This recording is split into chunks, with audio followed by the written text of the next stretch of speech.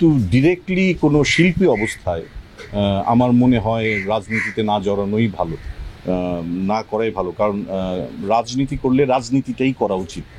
বৈষম্যের শিকার হয়েছি আমি পারিবারিকভাবে। আমার প্রপার্টিটা দখল করে ফেলেছিল ব্যারিস্টার তাপস। হ্যাঁ, মানে এই নোংরা মানসিকতা, যেখানে মানুষগুলোকে এভাবে গুলি করে মারা হচ্ছে আর সেখানে বলা হচ্ছে গরম জল ঢেলে দিন। হ্যাঁ, মানে এরা কোনো মানুষের পর্যায়েই পড়ে না। ছাত্র জনতার বিপ্লবে যারা মারা গেছে তাদের রুহের মাগফিরাত কামনা করছি, তাদের প্রতি শ্রদ্ধা। যারা পঙ্গুত্ব বরণ করেছেন তাদের প্রতি অনেক অনেক আন্তরিক ভালোবাসা এবং তাদের প্রতি অনেক দুঃখ প্রকাশ করছি।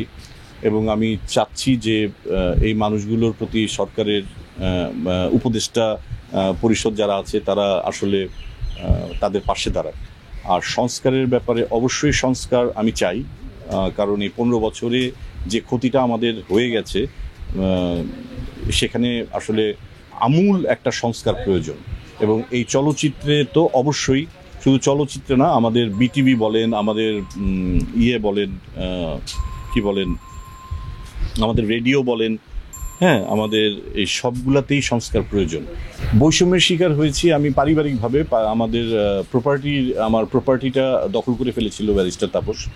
তো সেই জায়গায় আমি একটা শিকার হয়েছি। কিন্তু আমাদের এটা হাইকোর্টে একটা কেস ছিল, সেটা আমাদের পক্ষে রায় ছিল। সেই কেসটা হঠাৎ করে ব্যারিস্টার তাপস সুপ্রিম কোর্টে গিয়ে কাগজটাকে পুরো তার পক্ষে নিয়ে এবং সে 200 লোক দিয়ে পুরো বাড়িটা বুলডোজার দিয়ে ভেঙে বাড়িটা দখল করে ফেলে। এবং ইন্টারেস্টিং পার্ট হচ্ছে এটা করার পর তারপরে তারা আমাকে ডেকেছে তাদের হয়ে কাজ করার জন্য।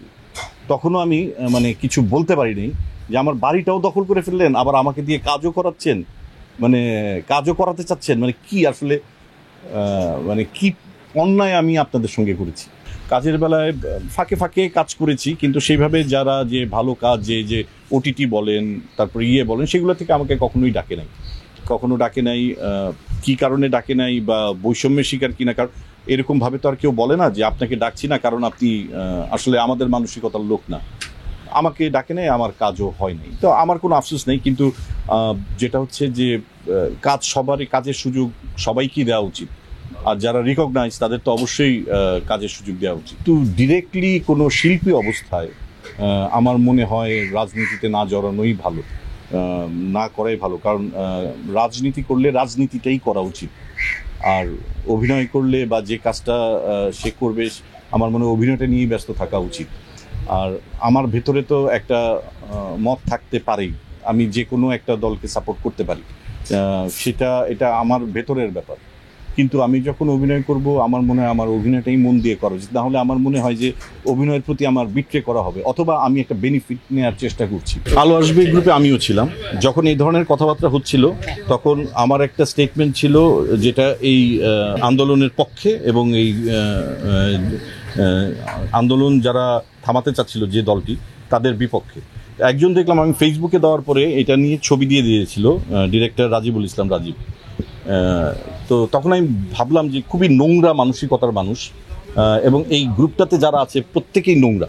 আমি তখন গ্রুপটা লিভ করি, হ্যাঁ, এবং আমি গ্রুপটা থেকে চলে যাই, কারণ শিল্পী হিসেবে আমাকেও রাখা হয়েছিল। তো আমি চলে গেলাম যে না, এদের সাথে এদের মতামতের সাথে আমার মত মিলবে না। হ্যাঁ, মানে এই নোংরা মানসিকতা, যেখানে মানুষগুলোকে এভাবে গুলি করে মারা হচ্ছে আর সেখানে বলা হচ্ছে গরম জল ঢেলে দিন। হ্যাঁ, মানে এরা কোনো মানুষের পর্যায়েই পড়ে না।